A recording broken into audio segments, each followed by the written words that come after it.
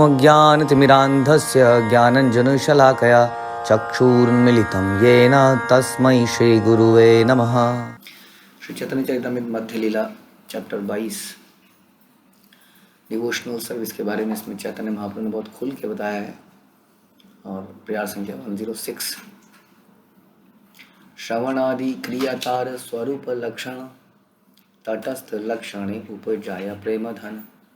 श्रवण कीर्तन स्मरण इत्यादि आध्यात्मिक कार्यकलाप भक्ति के स्वाभाविक लक्षण है। इसका तटस्थ लक्षण यह है कि इससे कृष्ण के प्रति शुद्ध प्रेम उत्पन्न होता है। तो श्रवण कीर्तन स्मरण का पर्पस कृष्ण प्रेम पैदा करना है।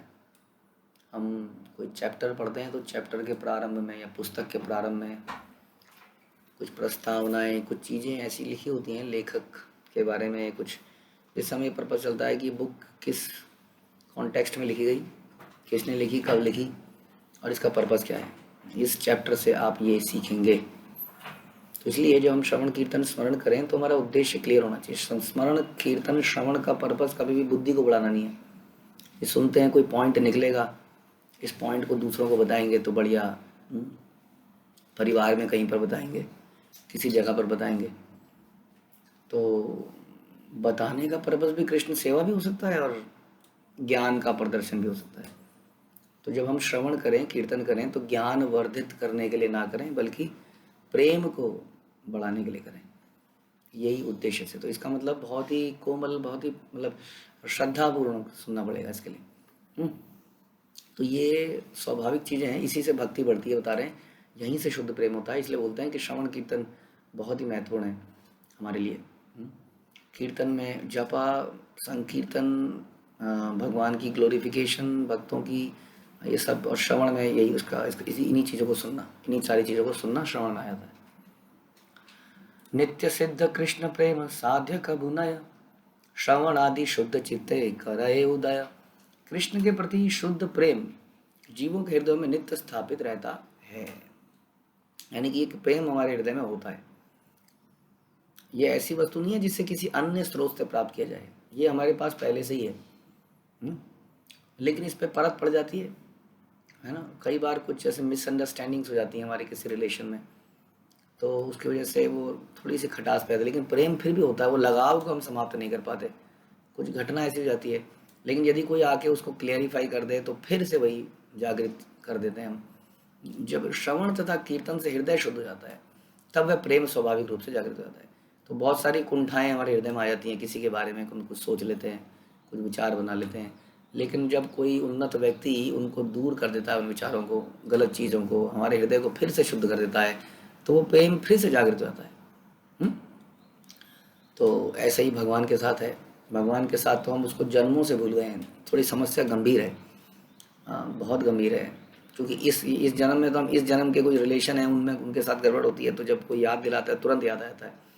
लेकिन ये जो भगवान के साथ है, ये हम पता नहीं कितने जन्मों से भूले हुए हैं, कुछ और ही करे जा रहे हैं। इसलिए बड़ी मोटी परत जम गई है, उसको उतारने में समय लगता है और फिर ये स्वाभाविक प्रेम जागृत हो जाता है। एक साधन भक्ति दुहित प्रकार, एवैधि भक्ति रागानुगा भक्ति। यार साधन भक्ति भी दो प्रकार की बता रहे हैं। तो हमने सुना था साधन भक्ति, हम साधनाएं करते हैं, कुछ नियमों से बनते हैं, हाँ, और उसमें भी दो तरह के हैं, एक तो वैधि और दूसरी रागानुगा। इसके बारे में सुनते हैं। रागहीन जन भजे शास्त्रे आज्ञाया, वैधि भक्ति बलि तारे सर्वशास्त्र गाया। जिन्हें रागानुगा भक्ति प्राप्त नहीं हुई है वे शास्त्रों में वर्णित विधानों के अनुसार प्रमाणित गुरु के मार्गदर्शन में भक्ति करते हैं। शास्त्रों के अनुसार ऐसी भक्ति वैधि भक्ति कहलाती है। प्रमाणिक गुरु के मार्गदर्शन में जब हम भक्ति करते हैं तो उसको हम वैधि भक्ति कहते हैं। वर्णित विधानों में, विधानों के अनुसार, शास्त्रों में वर्णित विधानों के अनुसार प्रमाणिक गुरु के मार्गदर्शन में जो हम भक्ति करते हैं उसको हम वैधि भक्ति कहते हैं। और जिसकी अभी रागानुगा भक्ति, तो रागानुगा को अभी हम सुनेंगे कि रागानुगा में फिर क्या है, उसमें क्या करना होता है। तो बता रहे हैं कि प्रारंभ में मनुष्य को प्रमाणिक गुरु से श्रवण करना आवश्यक है। भक्ति में प्रगति करने के लिए अनुकूल है और इस विधि के अनुसार भक्त गुरु के निर्देशन में सुनता है, कीर्तन करता है, स्मरण करता है, अर्चा विग्रह करके पूजा करता है, भक्ति के अनिवार्य कार्य करता है। भक्ति किसी भौतिक उद्देश्य से नहीं की जानी चाहिए। मनुष्य को परम सत्य में तदाकार होने की इच्छा भी नहीं करनी चाहिए कि भगवान से मिल जाएंगे, भगवान ही बन जाएंगे। उसे ये सब क्यों करना चाहिए? प्रेमवश या प्रेम पैदा करने के लिए। और अहेतु की अप्रतिहता, भक्ति को बिना किसी स्वार्थ के होना चाहिए, तब भौतिक परिस्थितियां इसे रोक नहीं रख पाती। जब हम इसको बिना स्वार्थ के करते हैं तो हमारे जीवन में उतार चढ़ाव आएंगे लेकिन हमारी भक्ति नहीं रुकेगी। लेकिन यदि किसी भौतिक स्वार्थ से करेंगे तो उतार चढ़ाव आएंगे तो भक्ति छूट जाएगी। तो धीरे धीरे मनुष्य स्वतः स्फूर्त रागानुगा भक्ति प्राप्त करता है। बच्चे को शिक्षा प्राप्त करने के लिए बलपूर्वक पाठशाला में भेजा जाता है। आप जानते हैं, सबने एक्सपीरियंस किया होगा। अगर आपने अपने बच्चे का नहीं किया तो अपना याद होगा। शुरू में बिल्कुल मन नहीं करता था, जबरदस्ती भेजे थे। हम कहते थे आज रेनी डे है, आज थोड़ा सा पेट में दर्द है, कुछ कुछ बहाने मार के हम नहीं जाना चाहते थे, लेकिन हमें जबरदस्ती भेजा जाता था। लेकिन जैसे जैसे उम्र बढ़ती रही हमें आनंद आने लगा। जब हमें समझ में आने लगा, हम कंपटीशन में आने लगे, हमारे नंबर आने लगे, हमारे मित्र बन गए, तो हमें धीरे धीरे पढ़ाई का स्वाद मिलने लगा और हम स्वयं पढ़ने लगे, विद्वान और विद्वान बन गए। कोई किसी को बलपूर्वक विद्वान नहीं बना सकता, किंतु कभी कभी प्रारंभ में बल प्रयोग किया जाता है, प्रारंभ में किया जाता है, और धीरे धीरे उससे उसकी अटैचमेंट हो जाती है। उसी तरह से भक्ति में भी हम प्रारंभ में बल लगाते हैं, अपने ऊपर बल लगाते हैं, या कोई हमारे सुपीरियर जबरदस्ती हमें बल लगाते हैं। उस वक्त बड़ी दिक्कत होती है, बड़ी लड़ाई चल रही होती है, मन और बुद्धि की जबरदस्त लड़ाई, अहंकार की लड़ाई। तो उस वक्त वो खींचातानी चल रही होती है। एक मतलब बुद्धि कह रही है ये सही है, मन कहता है नहीं नहीं नहीं ये नहीं करेंगे। खींचातानी करते करते करते एक दिन ऐसा आता है कि फिर मन भी अलाइंड हो जाता है बुद्धि के अनुसार। तो बालक को अपने शिक्षक के आदेशों के अनुसार पढ़ने तथा लिखने के लिए बलपूर्वक पाठशाला भेजा जाता है। वैदिक भक्ति तथा रागानुगा भक्ति में यही अंतर है। हाँ, कई लोग कहते हैं कि जबरदस्ती थोड़ी होता है, लेकिन जबरदस्ती होता है, यहाँ बता रहे हैं। प्रारंभ में जबरदस्ती करनी पड़ती है, और प्रारंभ में एक अच्छी बात है कि आदमी जबरदस्ती करने भी देता है कई बार, क्योंकि अपने आप को निम्न समझता है ना। बाद में वो जबरदस्ती करने नहीं देता, तो उसे लगता है मुझे भी तो आता है, मुझे भी तो पता है, मैं भी तो जानता हूँ, तुम ही जानते हो क्या, उसके मन में कई विचार आते हैं। तो प्रारंभ में, और वैसे ही बच्चा भी जब प्रारंभ में होता है तो उसके साथ कोई जबरदस्ती करी जाए तो बच्चे को बुरा नहीं लगता, अहंकार डेवलप नहीं होता। देखिए, ज्ञान के अभाव में अक्सर व्यक्ति अपने आप को निम्न मानता है। ज्ञान का प्रभाव आते ही आदमी प्राइड फील करता है। तो बच्चे के अंदर भी ज्ञान नहीं है, और हम लोग जब नौसिखिए एकदम नए नए भक्त थे तो हमारे अंदर भी ज्ञान नहीं था, तो अपने आप को बड़ा हम्बल पोजीशन पे रखते थे। उस वक्त में खिंचाई अगर हम करने थे तो हमारी हैबिट्स अच्छी पड़ जाती हैं, और बाद में हम फिर अपने आप को संभाल लेते हैं। तो प्रारंभ में ही यदि हमने ढील छोड़ दी तो बड़ी गड़बड़ है। कई माता पिता इतने उदार हृदय वाले होते हैं, वो कहते हैं नहीं अभी ये जब करता नहीं है, कर लेगा, किसी समय पे कर लेगा, हाँ, या अभी ये नहीं करता, कोई नहीं, बच्चा ही तो है। वही समय था वास्तव में वो करने का। बाद में तो फिर आपके कंट्रोल में कुछ भी नहीं है। अब तो राग, देखिए, राग पैदा करने के लिए पहले बता रहे हैं ये नियम पालन करने जरूरी है। हम कहते नहीं जब बच्चे का मन करेगा, मन करेगा तो राग हो गया ना। तो राग तो हमारा आज तक नहीं करा तो वो बच्चे का कैसे कर जाएगा? हम भी नियमों से बंद कहीं कर रहे हैं, तभी कर पा रहे हैं। इसलिए प्रारंभिक अवस्थाओं में नियमों में कठोरता, देखिए चाहे ब्रह्मचारी आश्रम हो, जीवन के पहले 25 साल बड़े कठोर होने चाहिए, लेकिन बिल्कुल इसका उल्टा होता है। आजकल बच्चों को ऐसी ऐसी फैसिलिटीज, खाना पीना, बच्चा जरा सा आंसू निकाल दे तो माँ बाप के आंसू पट पट पट टपकने लगते हैं। और दशरथ जी ने राम को जंगल में राक्षसों से लड़ने के लिए भेज दिया था विश्वामित्र के कहने पर। तो ये जो ज़्यादा लाड है ये भी बिगाड़ देता है, ध्यान रखने वाली बात ये है। तो हम लोग 25 से पहले जीवन के प्रारंभ में इतनी तपस्या, नए नए भक्ति में ज़बरदस्त तपस्या होनी चाहिए एटलीस्ट, ताकि आदतें पड़ जाएं। बच्चा जब छोटा हो, स्कूल में जा रहा हो, तो बड़ी शक्ति होनी चाहिए, तब उसकी वो ऐसी आदतें पड़ जाती हैं और उसी प्रकार से वो जीने लगता है। तो इसलिए हम कह रहे हैं कि प्रारंभ में हम पाठशाला भेज देते हैं, और वैदिक भक्ति तो रागानुगा भक्ति में यही अंतर है। हर एक के हृदय में कृष्ण के लिए सुप्त प्रेम है, जिसे वैदिक भक्ति द्वारा जागृत भर करना होता है। मनुष्य को टंकण पुस्तिका में दिए गए नियमों के अनुसार टंकन मशीन, टाइपराइटर को चलाना होता है। उसे कुंजी पटल पर अपनी उंगलियां एक विधि के अनुसार रखने का अभ्यास करना पड़ता है कि नहीं? तो कई बार बड़ा मुश्किल लगता है। प्रभुपाद बड़ा अच्छा प्रैक्टिकल एग्जांपल दे रहे हैं कि जब हम कीबोर्ड को चलाते हैं तो कीबोर्ड पे जब हम हाथ रखना सिखाया जाता है कि नहीं ASDF इधर से ऐसे ही चलाना है, तो हमें लगता है ये दिमाग खराब है तुम्हारा, मैं ऐसे जल्दी जल्दी कर लूँगा, है ना। तो प्रभुपाद बता रहे हैं कि जब उंगलियां रखने बड़ा दिक्कत होती है चलाने में उंगलियों को, लेकिन जब वो दक्ष हो जाता है तो बिना देखे ही उसकी उंगलियां टपट टपट फटाफट फटाफट चल रही होती हैं कीबोर्ड के ऊपर। तो इसमें समय लगता है, लेकिन प्रारंभिक अवस्था में अगर हमने ये नियमों का पालन नहीं किया तो फिर हम ये नहीं कर पाएंगे।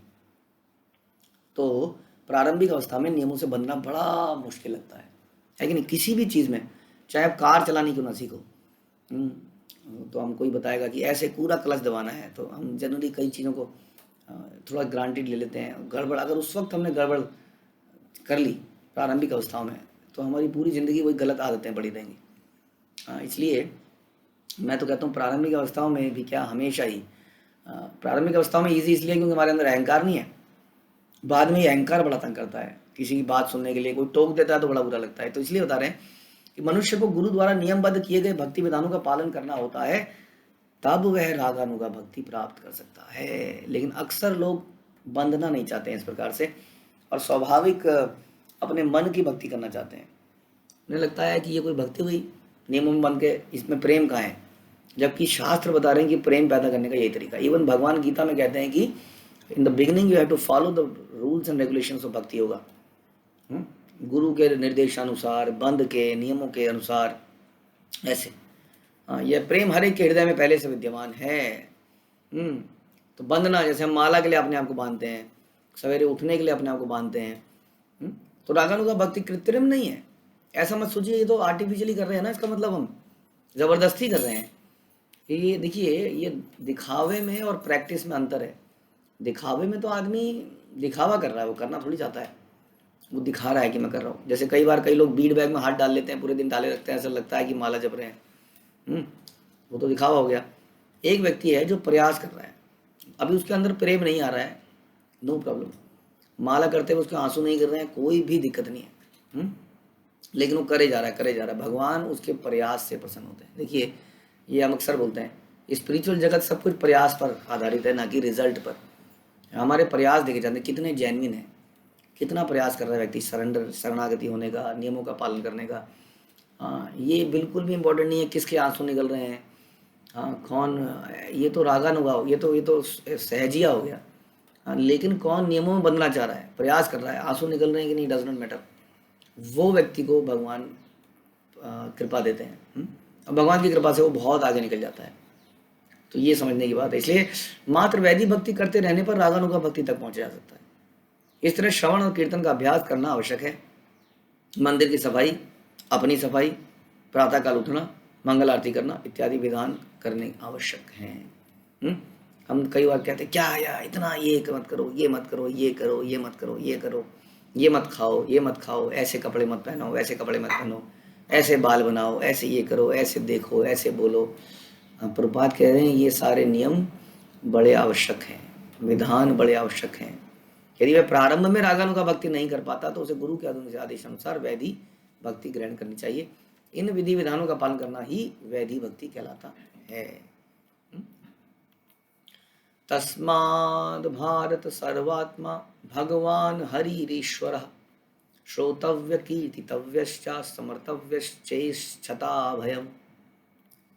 हे भरतवंशी भरत महाराज परीक्षित, श्रीमद् भागवत जो पूर्ण पुरुषोत्तम भगवान मनुष्य के हृदय में परमात्मा रूप में स्थित हैं, जो परम नियंता है, जो सारे जीवों के कष्टों को सदा दूर करने वाले हैं, उनका प्रमाणिक स्रोत से श्रवण, उनकी महिमा का गान तथा उनका स्मरण उन लोगों द्वारा सदैव किया जाना चाहिए जो निर्भय बनना चाहते हैं। यहाँ बता रहे हैं सदैव करना चाहिए। तो परीक्षित महाराज को सुखदेव गोस्वामी बता रहे हैं कि हमें उस पूर्ण पुरुषोत्तम भगवान, हमारे परम मित्र, हमारे शुभचिंतक, उनका श्रवण कीर्तन करना चाहिए प्रमाणिक स्रोत से, और उनका महिमा का गान करना चाहिए, सदैव करना चाहिए। जो निर्भय बनना चाहते हैं, संसार के भय से, मृत्यु का भय, इसका भय, उससे मुक्त होना चाहते हैं, तो उनको यही करना चाहिए, हमेशा करना चाहिए। ऐसा नहीं है कि इसको कभी बंद कर देना चाहिए कि अब हम मुक्त हो गए, अब हम ज्ञानी हो गए, अब हमें क्या आवश्यकता है कीर्तनों में जाने की, क्या आवश्यकता है जप करने की, जल्दी उठने की। मैं सवेरे 4 से 6 में भगवान के सपने लेता हूँ। हाँ, इसलिए प्रभु जी मैं उस वक्त तो सोता ही हूँ, बाद में जप कर लेता हूँ, क्योंकि उस वक्त मुझे भगवान के सपने आते हैं, भगवान मेरे सपने में आते हैं। तो 4 से 6 तो मैं नहीं कर पाऊँगा कुछ भी, हाँ, या 3 से 5 तो मैं नहीं कर पाऊँगा, क्योंकि अभी स्वप्न का समय है। भगवान सपने में आएंगे, कुछ बोलेंगे, मैं देखूंगा, सुनूंगा, फिर करूंगा। तो ये थोड़ा सहजियापन हो गया। इस प्रकार से बता रहे हैं कि जो जो वास्तव में निर्भय बनना चाहते हैं उन्हें ऐसा करना चाहिए, वैधि भक्ति करनी चाहिए, यानी कि श्रवण कीर्तन बंद नहीं करना चाहिए। मुखु बाहुरे पादेभ्य पुरुषस्याश्रमे सह चत्वारो जग्गिरे वर्णा गुणैर विप्रादया पृथक। ब्रह्मा के मुख से ब्रह्मांड ब्राह्मण वर्ण प्रकट हुए, इसी तरह उनके बाहुओं से क्षत्रिय प्रकट हुए, कमर से वैश्य, पैरों से शूद्र। ये चारों वर्ण तथा उनके आध्यात्मिक आश्रम यानी कि ब्रह्मचारी, गृहस्थ, वानप्रस्थ, सन्यास मिलकर मानव समाज को पूर्ण बनाते हैं। ये भागवत लिया गया। या एशाम पुरुषा साक्षादात्म प्रभवमीश्वर न भजन त्यजन चांति स्थानाद भ्रष्टा पतंध्यदा। यदि कोई व्यक्ति चारों वर्णों और आश्रम में केवल औपचारिक स्थिति बनाए रखता है, किंतु परम भगवान विष्णु की पूजा नहीं करता, तो वह अपने गर्वित स्थान से गिरकर नरक में जाता है। तो ये उनकी स्थिति है जो कई बार वर्ण आश्रम से बड़े अट्रैक्ट हो जाते हैं। देखिए जी, भगवान ने बनाया है, ये सब कुछ भगवान का ही है ना, परिवार चलाना, बच्चों को देखना, हाँ ये भी तो भगवान ने दिए ना बच्चे, ये सब करना। अब वो क्षत्रिय कहीं बोले, देखो जी मैं तो बॉर्डर में हूँ, मेरा तो यही है बस हरे कृष्णा, मेरा तो हरे कृष्णा यही है, बॉर्डर में बंदूक, मैं बंदूक लेके खड़ा रहूँगा तभी तो तुम हरे कृष्णा कर पाओगे। राजनेता कहे भैया मेरे पास समय नहीं है, मैं पूरे दिन लगा हुआ हूँ तभी तो तुम कर पा रहे हो। वैश्य कहे भैया कमा तो रहा हूँ, दान ले लो ना, दान ले लो, समय नहीं है मेरे पास, ये लो पकड़ो अपने मंदिर के लिए। तो कई बार हम ऐसा करने लगते हैं, अपने अपने आश्रमों में इतना बिजी जाते हैं और ये लगता है हमें कि हम अपनी ड्यूटी को पूरा कर रहे हैं, सो कॉल्ड ड्यूटी। यहाँ बता रहे हैं कि यदि आप अपनी सारी ड्यूटी भी पूरी कर रहे हैं ना, you are a perfect family man, you are doing your business, your job and everything very perfectly, हाँ, लेकिन आप भगवान के भक्त नहीं बन पाए, भक्ति नहीं कर पाए, तो नरक में वह व्यक्ति गिर पड़ता है, ऐसा शास्त्र बता रहे हैं। हाँ, आधे से ज़्यादा लोगों को तो मोस्टली लोगों को यही भ्रम है कि परिवार को चलाना जो है सबसे बड़ा कार्य है, ऐसा लगता है। बल्कि हैरानी की बात है, चिड़िया भी परिवार को चला लेती है, गायें, डॉग सब परिवार को चला लेते हैं। हाँ, तो परिवार को चलाना तो हमारे अंदर नेचुरल अटैचमेंट है, वो हम आउट ऑफ अटैचमेंट कर रहे हैं, वास्तव में आउट ऑफ ड्यूटी तो नहीं कर रहे। ड्यूटी के ऊपर लव है भगवान से। अभी तो हमारा स्थिति ये है कि हम लोग आउट ऑफ अटैचमेंट इन चीज़ों को कर रहे हैं और हमें लगता है कि हम अपनी ड्यूटी पूरे कर रहे हैं। तो अटैचमेंट को ड्यूटी का नाम देकर हम लोग इन कार्यों को करते रहते हैं, भगवान की पूजा नहीं करते कि समय कहाँ है, हाँ अभी ये करना है, अभी वो करना है। तो इस प्रकार नरक में जाने की स्थिति हो जाती है, बता रहे। स्मर्तव्य सततम विष्णु विस्मर्त्यव्यो न जातुचित सर्वे विधि निषेधास्युर एतेयोरेव किंकरः। ये बड़ा इंपॉर्टेंट, बड़ा ही फेमस श्लोक है। जनरली इसको हम गोल्डन रूल ऑफ कहते हैं ना, always remember Krishna never forget Krishna, ये उसी का संस्कृत श्लोक है। तो गोल्डन रूल है भक्ति का कि कृष्ण को हमेशा स्मरण करें, कृष्ण को कभी ना भूलें, always remember Krishna never forget Krishna, उसके लिए यही श्लोक है। स्मर्तव्य सततम विष्णु, हमेशा विष्णु का स्मरण करें। विस्मर्तव्यो न जातुचित, कभी विस्मृत ना करें किसी भी समय पर। सर्वे विधि निषेधास्युर, कि सारे जगह पर यही बताया गया है। एते और सारे नियम जो हैं, जितने भी नियम हैं, कानून हैं, एते योरेव किंकरा, इस नियम के गुलाम है, इस नियम के अधीन है।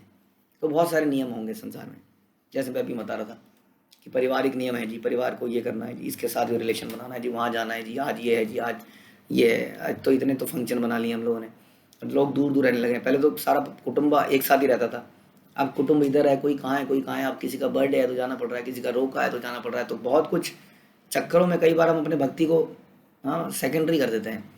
तो बता रहे हैं ये सारे नियम हैं, करिए, बहुत सारे नियम हैं, चलिए।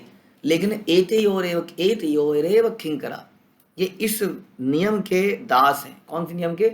समर्तव्य सततम विष्णु विस्मर्तव्यो न जातु, इस नियम के सब जूनियर हैं, यानी कि सबसे बड़ा नियम, सुपीरियर, मोस्ट टॉप मोस्ट नियम क्या है कि भगवान को हमेशा याद रखें और उनको कभी भी ना भूलें। इस नियम के सब किंकर हैं। तो ये हमें बता रहे हैं। तो यहाँ बता रहे हैं कि मनुष्य को सदैव 24 घंटे महाकृष्ण महामंत्र का जप करना चाहिए, भले ही उसके पास करने के लिए गुरु द्वारा निर्दिष्ट अन्य कार्य भी हों, तो भी सर्वप्रथम उसे जपमाला में गुरु द्वारा निर्दिष्ट जप करना चाहिए। तो जो जप की सेवा है वो प्रथम सेवा है। हम देखते हैं लोगों की माला रात तक चल रही है, खींच रही है, हाँ, वो किसी तरह से पूरी कर रहे हैं। देखिए बुरी स्थिति से तो अच्छा ही है, वर्स्ट स्थिति से, but this is not the priority. Priority क्या है? सबसे पहले हमें अपना जप खत्म करना है मॉर्निंग में ध्यान पूर्वक। और जब भी कैसे करना है, हमें मॉनिटर करना चाहिए, क्या हमें जब में रोज नींद आ रही है तो मैं धोखा दे रहा हूँ अपने गुरु को, भगवान को। इसका मतलब मैं अपने दिन भर की दिनचर्या ऐसे नहीं बना, मैं सवेरे तो उठ गया। कई लोग ऐसे हैं बड़े पराक्रमी हैं, वो रात कहते हैं रात को लेट सोएंगे, सवेरे फिर भी जल्दी उठ जाएंगे, लेकिन उनको मालूम नहीं है कि जब में कितना सो रहे हैं। और अक्सर प्रॉब्लम ये है कि उन्हें बोला जाए तो लगता है नहीं हम तो नहीं सो रहे हैं। ये खुद ही का विषय है, वास्तव में आपको खुद ही देखना है कि हम इतने इंपॉर्टेंट काम को सोते हुए कैसे कर सकते हैं, है ना। तो इसलिए दिनचर्या हम बना नहीं रहे हैं, हम उठ तो रहे हैं सवेरे, लेकिन ये रजोगुण हो गया है। रजोगुण हो गया ना, रजोगुण में आदमी अत्यधिक बैलेंस नहीं करता चीज़ों को, किसी एक चीज़ के पीछे पड़ गया तो पड़ गया। इसलिए उसके पास सोने का कोई समय नहीं है, खाने का कोई समय नहीं है, उठने का उसने समय बना लिया है, वो भी रजोगुणी है। हाँ, वो सो रहा है लेट लेकिन उठ रहा है जल्दी, और फिर उसको जप की आ रही है। तो जपमाला में जप करना, ध्यानपूर्वक जप करना, सर्वप्रथम मॉर्निंग में पहला काम यही करना। हाँ, ये हम सबका पहली ड्यूटी है, गुरु द्वारा दी गई। इसलिए कोशिश करना चाहिए हमें कि अर्ली मॉर्निंग में, पहले तो कक्षा के शुरू होने से ही इसको हम शुरू कर दें, ख़त्म कर दें। कई लोग हैं जो 3-3 बजे उठ के इसको ख़त्म कर लेते हैं। हाँ, कई लोग हमने ऐसे देखे हैं जो मंगल आरती शुरू होने से पहले 16 माला ख़त्म कर देते हैं, उसके बाद में फिर से 16 माला करते हैं। तो इस प्रकार के भक्त भी हैं। लेकिन अगेन इन सबको लॉन्ग टर्म बेसिस पे करने के लिए हमें अपनी दिनचर्या को नियमित करना पड़ेगा, हमें अपने मोड ऑफ पैशन से हटना पड़ेगा। हम बहुत सारे काम करना चाहते हैं दिन में, उसी कारण कई बार हम इतने थक जाते हैं कि जप नहीं होता है। इसलिए बड़ा इंपॉर्टेंट है इस सब चीज़ों को सोचना कि कैसे समय पर सोया जाए, कैसे बॉडी को इतना आराम मिले कि जब के समय ना सोए। क्योंकि बाकी सेवा के समय सोना तो मुश्किल है काम करते करते, लेकिन उस वक्त बैठ जाता है ना आदमी, तो बैठ जाने से। और जनरली जब में नींद तब भी आती है जब हम प्रार्थनाएं नहीं कर रहे होते हैं। When we are talking to Krishna, when talking to Radha and Krishna, जितने सारे कोट हम देते हैं, लेकिन वही बात हो जाती है कई बार की भैंस के आगे बीन बजाए, तो उसको हर चीज़ का हम आदी हो जाते हैं, हर ध्वनि के हम आदी हो जाते हैं। ध्वनि आती है चली जाती है। यदि हम प्रार्थनाएं करेंगे ना, आपको लगेगा प्रार्थना करने के लिए जगना ही पड़ेगा ना, अलग अलग प्रार्थनाएं आती हैं। हम बोलते हैं कि भगवान ने हमें बहुत सारे गिफ्ट दिए हैं, तो आपको सोचना चाहिए हाँ भगवान ने गिफ्ट दिए हैं। हम बोलते भी हैं उसको माता पिता धन घर और जो भी है शरीर, लेकिन सबसे बड़ा गिफ्ट क्या दिया है? हरि नाम। आइए इसको प्रेम से करें। अब जब ये सेंटेंस आता है आइए इसको प्रेम से करें, तब सोचना चाहिए प्रेम से, मैं तो झपकी मार के कर रहा हूँ, प्रेम कहाँ है इसमें? तो ऐसे प्रार्थनाएं जब हम करेंगे तो वी आर नॉट इंट्रोस्पेक्टिंग। तो बता रहे हैं यहाँ पर प्रभुपाद बता रहे हैं ऐसा, देखिए कि सर्वप्रथम उसे जपमाला में गुरु द्वारा निर्दिष्ट जप करना चाहिए। हमने अपने कृष्ण भावनामृत आंदोलन में नवदीक्षित के लिए कम से कम 16 माला का जप करने की संस्तुति करी है। प्रभुपाद कह रहे हैं यह 16 माला का जप नितांत आवश्यक है। लेकिन हमने 16 माला तो ले लिया, लेकिन हमें लगता है कि 16 माला का जप किसी तरह से निपटाने की आवश्यकता है। तो कई लोग ऐसा भी करते हैं कि घर में काम कर लेते हैं, सारे काम कर लेंगे, और कहीं जाएंगे ना रास्ते में, जब कार में बैठे होंगे ट्रेन में बैठे होंगे तो कोई काम तो होगा नहीं, अब तो कुछ कर नहीं सकते, तो आप जप कर लेंगे। अब रास्ते में अक्सर क्या होता है, जब कार में बैठते हैं तो बड़ी ज़बरदस्त झपकियाँ आती हैं, लेकिन इतना लंबा सफ़र होता है कि वो 2-3 घंटे में झपकी मारते मारते भी जप हो ही जाता है। हर झपकी के बाद कुछ सेकंड के लिए चेतना आती है, उस चेतना में 2-4 बीट्स आगे चले जाते हैं, फिर झपकी आती है। तो इस प्रकार से 3-4 घंटों में जप पूरा हो जाता है और कोई समय की बर्बादी नहीं हुई। वंडरफुल यूटिलाइजेशन ऑफ टाइम, ऐसा हमें लगता है। जप कोई खाली समय में करने की वस्तु नहीं है ना। हम ये कहते हैं ना कि भगवान को अपना कोई फल लाएं, भगवान के लिए कोई सड़ा हुआ फल लाएं या बेस्ट फल लाएं, बताइए। सड़ा हुआ आम दें भगवान को, वैसे ही जीवन के सड़े हुए समय दें, जब बूढ़ापा दांत निकल गए हैं, पेट में सब समाप्त हो गया, वो सड़ा हुआ समय भगवान को ऑफर करें या जवानी ऑफर करें, बचपन ऑफर करें। उसी तरह दिन का सड़ा हुआ समय रात को जब थक गए हैं तब ऑफर करें, या सवेरे का ताजगी भरा समय है भगवान को दें। या देखें आज हमें कहाँ जाना है, हाँ आज हमें इतने बजे बाहर जाना है, उस वक्त जब कर लेंगे।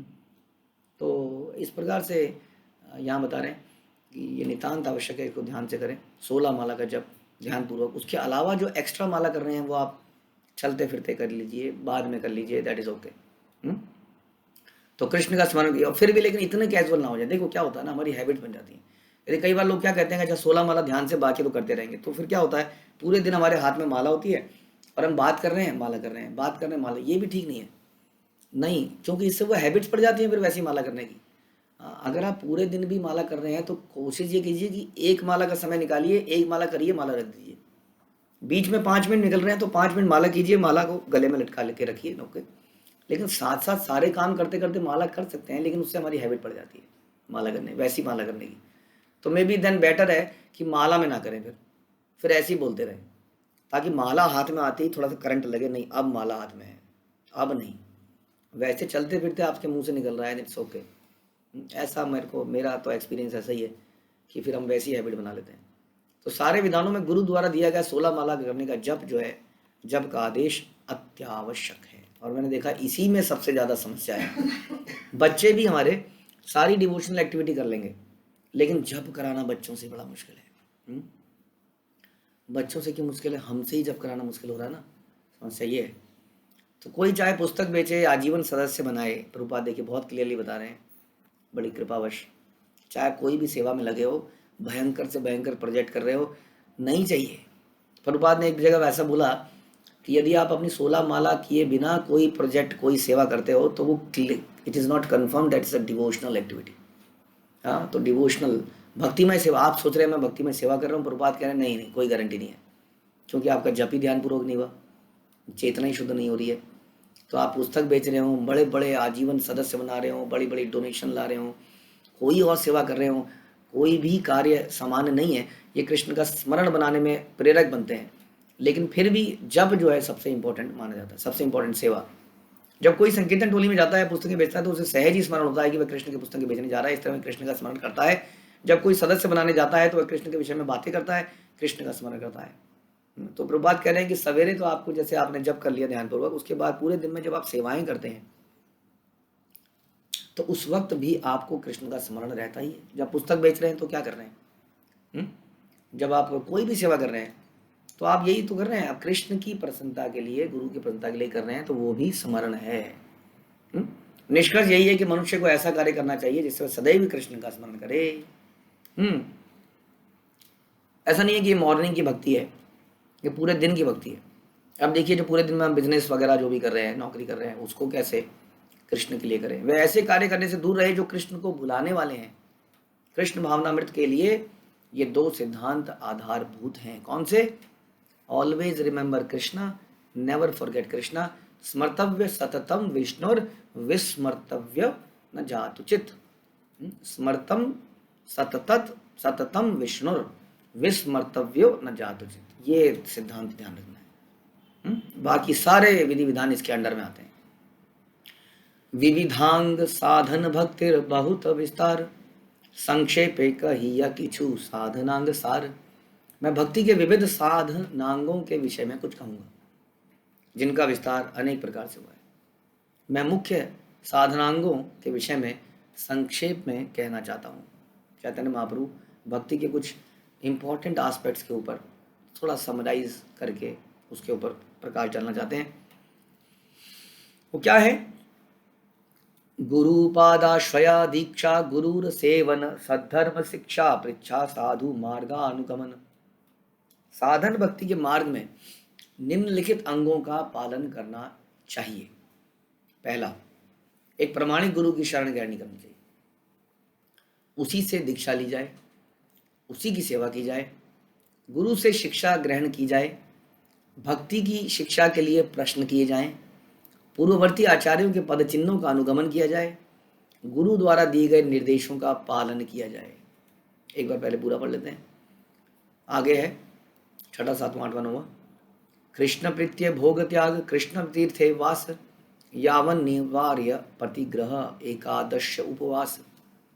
कृष्ण की तुष्टि के लिए सर्वस्व त्याग, परित्याग करने के लिए प्रस्तुत रहना, और कृष्ण की तुष्टि के लिए प्रत्येक वस्तु को स्वीकार करना।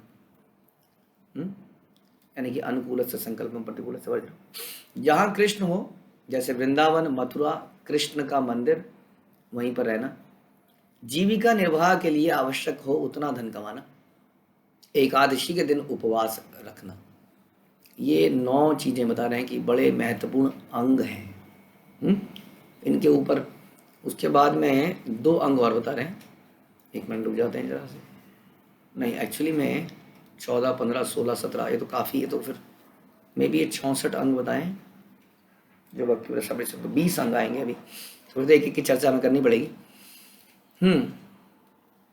तो आप पहला तो जानते ही हैं, प्रमाणिक गुरु की शरण ग्रहण करना। शरण ग्रहण करने का बड़ा भारी पर्पस मतलब है, हम जानते हैं, केवल गुरु का टैग लगा लेना, गुरु कृपा लिख देना, उससे शरण नहीं होती है।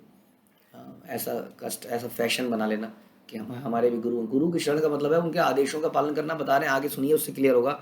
उनसे दीक्षा लेना, उनकी सेवा करना और उनसे शिक्षा लेना, भक्ति की शिक्षा के लिए प्रश्न करना।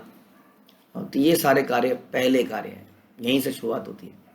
और फिर न केवल गुरु बल्कि गुरु परंपरा के लिए सरेंडर्ड रहना। गुरु पूर्ववर्ती आचार्यों के पद चिन्हों का अनुगमन किया जाना चाहिए। कैसा कैसा हमारे आचार्यों ने किया है, उनसे प्रेरणा लेनी। इसलिए हम अपने आचार्यों की जीवनी के बारे में सुनते हैं, पढ़ते हैं अक्सर। और गुरु द्वारा दिए गए निर्देशों का पालन करना। तो ये सारे इंपॉर्टेंट गुरु से रिलेटेड हो गए। अब आगे चलते हैं गुरु के बाद कृष्ण में। तो फिर कृष्ण की तुष्टि के लिए सर्वस्व परित्याग करने के लिए प्रस्तुत रहना। हाँ, और ये भी गुरु के आदेशानुसार होता है। वो कहते हैं जी अब आप ये छोड़ दीजिए, अब आप ये कर लीजिए, अच्छा जी ऐसा कर लेते हैं, अच्छा जी ऐसा कर लेते हैं। तो कृष्ण की संतुष्टि के लिए गुरु हमें बताते हैं। और कृष्ण की तुष्टि के लिए ही प्रत्येक वस्तु को स्वीकार भी करना होती है, त्याग देना, जरूरत पड़े तो त्याग देना। और भक्तों के बीच में, मंदिरों में, वृंदावन में, धाम में, यहाँ पे ही रहने का प्रयास करना। भक्तों के बीच में ही रहेंगे संभव, और जगह नहीं जाएंगे। फिर जीविका निकाल, पैसा कितना कमाना? इतना पैसा कमाना जितना कि जीवन को चलाने के लिए जरूरी है। ये नहीं कि आगे की पुश्त, उसके आगे की पुश्त, उसके आगे की पुश्त, सभी के लिए कैसे इकट्ठा किया जाए। जितना आवश्यक है उतना, बाकी समय सारा भक्ति में लगाना। और एकादशी के दिन उपवास करना चैतन्य महाप्रभु में बड़ा इंपॉर्टेंट है। और उसके बाद में सुनते हैं, धात्र्यश्वत्व गौविप्र वैष्णव पूजन सेवा नाम अपराधादि दूरे विसर्जन। मनुष्य को चाहिए कि वे धात्री वृक्षों, बरगद वृक्षों, गांवों, ब्राह्मणों, भगवान विष्णु के भक्तों की पूजा करे। भक्तों की पूजा करे भगवान के साथ साथ, और इन वस्तुओं की, गायों की, ब्राह्मणों की, या कई बार ऐसे इंपॉर्टेंट वृक्ष आप देखते हैं, उनको भी प्रणाम करना चाहिए। तो हम कई बार धाम में जाते हैं, तो उन वृक्षों को प्रणाम भी करते हैं, उनकी परिक्रमा भी करते हैं। तो इसको रिचुअलिस्टिक ढंग से नहीं करना शुरू कर देना कि कहीं पर किसी पेड़ में जाके रोज कहीं पर कुछ चढ़ाने लग जाए। तो मुख्य तो पहले भगवान की तो भक्ति करनी शुरू है। अब तो वो तो करी नहीं, क्योंकि पता नहीं क्यों ऐसा है कि पेड़ में पानी देना, चिड़िया को खिलाना ज़्यादा लोगों को अट्रैक्टिव लगने लगा है। तो भगवान विष्णु, उनके भक्तों की, ब्राह्मणों की पूजा करना, और फिर इन सब लोगों की भी, बाकी चीज़ों की पूजा करने के लिए तैयार रहना, जो भी भगवान से रिलेटेड है, चाहे वो वृक्ष ही क्यों नहीं है। उसे भक्ति तथा पवित्र नाम के विरुद्ध अपराधों से बचना चाहिए। नाम अपराध आप जानते ही हैं। हाँ, नाम अपराध, भक्ति, ये जो अपराध, इनसे बचना।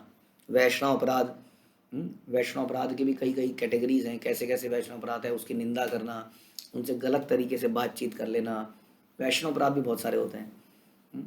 तो किसी भी प्रकार से मोटा मोटा जब हम अप्रसन्न करते हैं वैष्णव को, तो इन सारे अपराधों से बचना चाहिए। फिर है अवैष्णव संग त्याग बहु शिष्य न करीब बहु ग्रंथ कलाभ्यास व्याख्यान वर्जिब। बता रहे 12वां है भक्ति का मुख्य अंग, अभक्तों की संगति को त्याग देना। तो मुझे लगता है ये थोड़ा सा इंपॉर्टेंट आगे है, इसको आप आगे खींच भागेंगे तो निकल जाएगा। एक बार बस पढ़ लेता हूँ। अभक्तों की संगति त्याग देना, मनुष्य को असंख्य शिष्य नहीं बनाने चाहिए, मात्र प्रमाण देने के लिए, टीका करने के लिए शास्त्रों का अध्ययन नहीं करना चाहिए, बहुत सारे शास्त्रों को पढ़ने का प्रयास नहीं करना चाहिए, गुरु द्वारा निर्देशित शास्त्रों को ही, किताबों को ही पढ़ें।